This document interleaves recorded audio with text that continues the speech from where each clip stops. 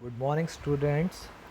आज हम EL 305 power and industrial electronics के नेक्स्ट लेक्चर में आपका स्वागत करते हैं। आज हम पढ़ेंगे रेटिंग्स ऑफ SCR के बारे में। रेटिंग्स ऑफ SCR सर्वप्रथम विभिन्न प्रकार की होती हैं, जिसमें वोल्टेज रेटिंग्स हो सकती हैं, करंट रेटिंग्स हो सकती हैं, टेम्परेचर रेटिंग्स हो सकती हैं, पावर रेटिंग्स हो सकती हैं और टर्न ऑफ और टर्न ऑन टाइम रेटिंग्स भी होती हैं। तो सबसे पहले यह देखते हैं कि रेटिंग्स SCR की रेटिंग्स होती क्या हैं। जैसे कि आपको पता है कि थायरिस्टर को ही SCR कहते हैं। तो जो थायरिस्टर रेटिंग्स वह क्या दर्शाती हैं?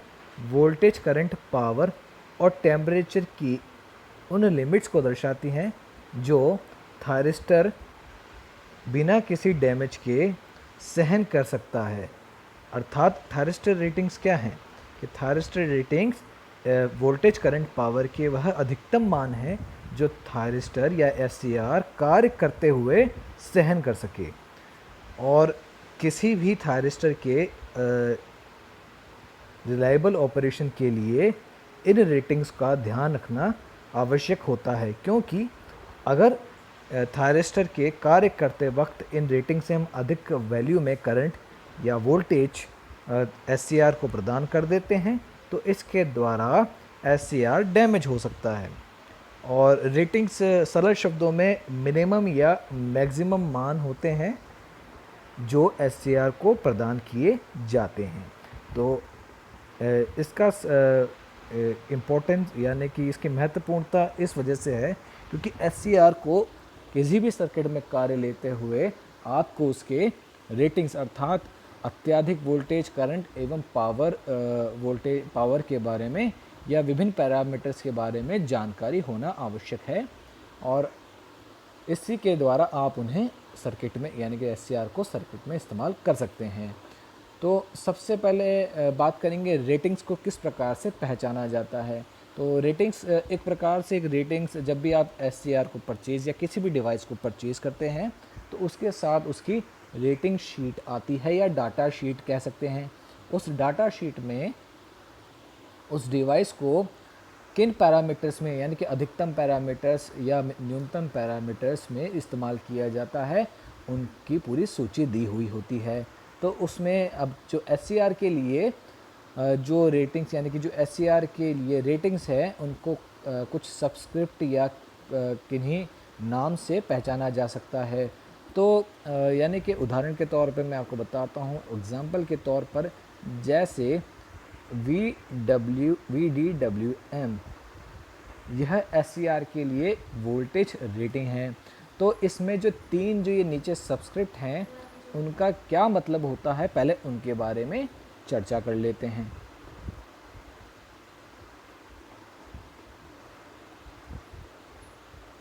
देखिए, SCR की रेटिंग में किसी भी पैरामीटर के साथ 3 सबस्क्रिप्ट होते हैं, यानी कि अर्थात वो करंट के रूप में हो सकते हैं। जैसे वोल्टेज है तो उसके नीचे X, Y, Z इस प्रकार से 3 सबस्क्रिप्ट हो सकते हैं या करंट के साथ भी हो सकते हैं।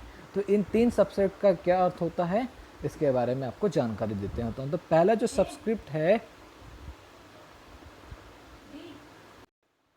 तो जो पहला सबस्क्रिप्ट है उसमें इस प्रकार से 4 आपको क्या दिख सकते हैं, लेटर दिख सकते हैं। कौन कौन से हो सकते हैं? F हो सकता है, R हो सकता है, T हो सकता है या D हो सकता है। F का अर्थ होता है फॉरवर्ड बायस, R का अर्थ होता है रिवर्स बायस और T का अर्थ होता है ऑन स्टेट और D का जो अर्थ होता है वो होता है forward blocking state with gate open, यानी कि गेट को ओपन रखा जाता है। तो और सेकंड वाला जो सबस्क्रिप्ट होता है वो क्या होता है, वो क्या उसमें क्या क्या आ सकते हैं, उसमें जैसे T आ जाए तो T का अर्थ क्या होगा, ट्रिगर, और S का अर्थ होगा सर्ज या नॉन रिपीटेटिव, यानी कि जो जिसका दोहराव नहीं होता है, और R का अर्थ होता है रिपीटेटिव मान, W का अर्थ होता है वर्किंग मान, और जो तीसरा सबस्क्रिप्ट होता है उसका अधिकतर जो लेटर होता है वो M होता है, उसका अर्थ होता है मैक्सिमम या पीक वैल्यू। तो यहाँ आप देख सकते हैं कि यहाँ पे T में ट्रिगर भी आता है अगर वो सेकंड सबस्क्रिप्ट के रूप में अपनाया जाए, और अगर फर्स्ट सबस्क्रिप्ट के रूप में अपनाया जाए, यानी फर्स्ट सब्सक्रिप्ट के रूप में अपनाया जाए, तो वो ऑन स्टेट कहलाता है। उसी प्रकार से आप देख सकते हैं अगर फर्स्ट सब्सक्रिप्ट में आर हो तो उसे रिवर्स बायस कहेंगे, और अगर आर सेकंड सब्सक्रिप्ट में हो तो उसे रिपीटिटिव वैल्यू कहेंगे। तो सबसे पहले हम बात करेंगे केवल वोल्टेज रेटिंग की। इस वीडियो लेक्चर में मैं केवल वोल्टेज रेटिंग्स के बारे में बताऊंगा, और नेक्स्ट लेक्चर में हम करंट रेटिंग्स एवं अन्य रेटिंग्स की बात करेंगे। तो वोल्टेज रेटिंग क्या होती हैं? जिस प्रकार से रेटिंग्स मैक्सिमम मान हो सकते हैं, उसी प्रकार से वोल्टेज रेटिंग्स भी मैक्सिमम वोल्टेज होते हैं, या मैक्सिमम वोल्टेज जिसके मान होते हैं जो SCR वर्क करते हुए बिना ब्रेकडाउन हुए सहन कर सकता है। अर्थात voltage ratings are the maximum voltage at which SCR can function normally without breakdown of junction. ठीक है, तो इस आधार पर वोल्टेज रेटिंग कौन कौन सी हो सकती हैं? सबसे पहले बात करेंगे peak working forward blocking voltage, यानी कि पीक। अब जैसे कि मैंने पहले बात की थी कि फॉरवर्ड ब्लॉकिंग स्टेट, ठीक है, तो यहाँ देखिए DWM, डी का अर्थ होता है फॉरवर्ड ब्लॉकिंग स्टेट, W का मतलब क्या होगा अगर मैं सेकंड सब्स्टिट्यूट देखूँ तो वर्किंग वैल्यू, और M का मतलब हो क्या मैक्सिमम। तो ये क्या कहलाएगा? Peak working forward blocking voltage कहलाएगा। ये क्या होता है? It specifies the maximum instantaneous value, अर्थात यह फॉरवर्ड ब्लॉकिंग वोल्टेज के अधिकतम ताक्षणिक मान को दर्शाता है। इसके मान को फॉरवर्ड ब्लॉकिंग वोल्टेज के अधिकतम ताक्षणिक मान को दर्शाता है जो SCR पर लगाया जाता है उसकी वर्किंग के दौरान। यानी कि इससे अधिक मान लगाने पर आपका SCR क्या हो सकता है? डैमेज हो सकता है। और वो किस दिशा में लगाया जाएगा? फॉरवर्ड ब्लॉकिंग मोड में लगाया जाएगा। और मुख्य तौर पर यह क्या हो सकता है? यह पीक वैल्यू हो सकता है साइन वोल्टेज का। देखिए आपको यहाँ पे दर्शाया जाएगा, ये ग्राफ है जिसमें विभिन्न रेटिंग दी हुई है, जैसे VWM, और उससे अधिक कौन सी हो सकती है? VDRM, उससे अधिक VDSM, इन सब की चर्चा करेंगे इसी में। तो देखिए आप देख सकते हैं यहाँ पर जो VWM है वह क्या है? साइन वेव का अधिकतम या पीक मान है। तो VWM क्या हो सकता है? अधिकतम मान हो सकता है साइन वोल्टेज का, और इसे क्या कहते हैं कि ये मैक्सिमम वोल्टेज है जो फॉरवर्ड ब्लॉकिंग यह फॉरवर्ड ब्लॉकिंग वोल्टेज का अधिकतम मान है जो SCR पर लगाया जा सकता है।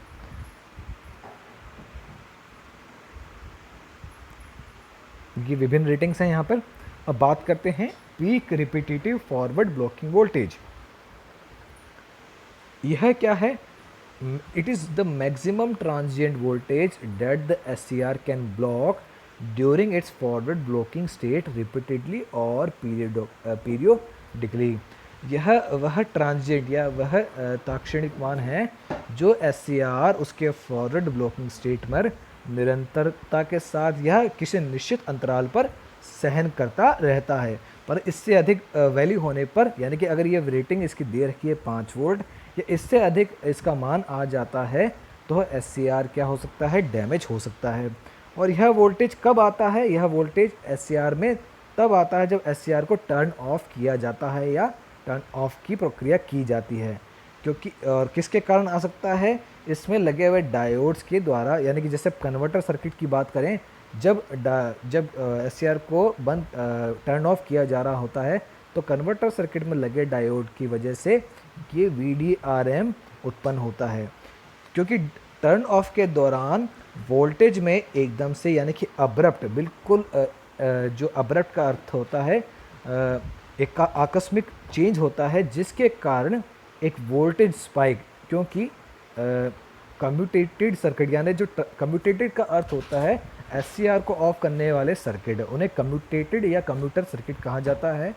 उसमें इंडक्टर एवं कैपेसिटर जैसे कंपोनेंट का उपयोग किया जाता है। अगर इंडक्टर लगा होता है तो इंडक्टर में जो इस प्रकार से अब्रप्ट चेंज, यानी कि आकस्मिक चेंज होने की वजह से बिल्कुल एक उच्च वोल्टेज उत्पन्न होता है। यह वोल्टेज ही VDRM के लिए VDRM को उत्पन्न करता है, और यह अगर मान उसके SCR की रेटिंग्स जो VDRM रेटिंग से अधिक हो जाए तो SCR डैमेज हो सकता है।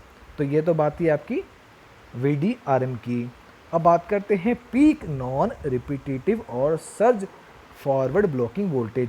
पहले मैं आपको एक बार दिखा देता हूँ यहाँ पे कि VDRM कहाँ इनकाउंट, देखिए आप देख सकते हैं जो स्पाइक देख रहे हैं यहाँ पे ये स्पाइक, यह VDRM कहलाता है। और देखिए आपको ये भी VDRM है और यहाँ पे ये भी, ये RRM है, यानी कि ये तो रिवर्स दिशा में, परंतु ये फॉरवर्ड, यानी D का मतलब फॉरवर्ड है। तो ये VDRM है, ये VDRM है और ये VDRM जो रिपीटेडली अर्थात निरंतरता या के निश्चित अंतराल के बाद SCR पर आता है। और ये कब आता है? केवल टर्न ऑफ प्रक्रिया के दौरान ही उत्पन्न होता है।